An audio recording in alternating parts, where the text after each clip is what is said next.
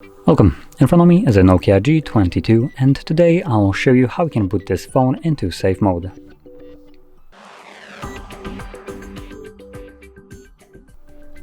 So to get started, hold your power button.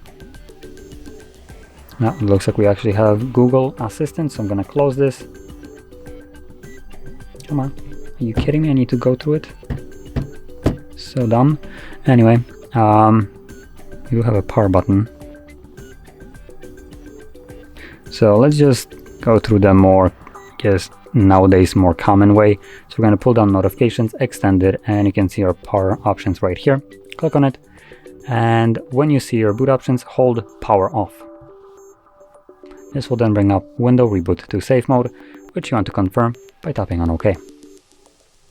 This will now initiate a reboot of your phone, and once it boots up, it will be in safe mode.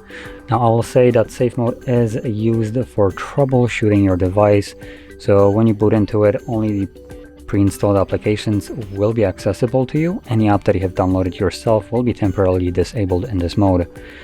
Also, the device will automatically go into airplane mode, so you won't be able to receive calls or messages, stuff like that. So anyway, I'm just gonna wait for it to boot back up.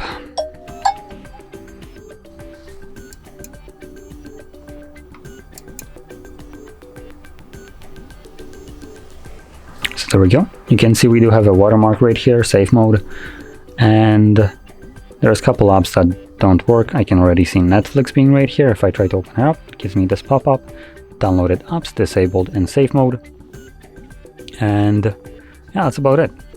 Once you're done troubleshooting your device and you want to go back to normal mode, you can just find your boot options again, and this time around click on restart. This will reboot the device and just go back to normal mode.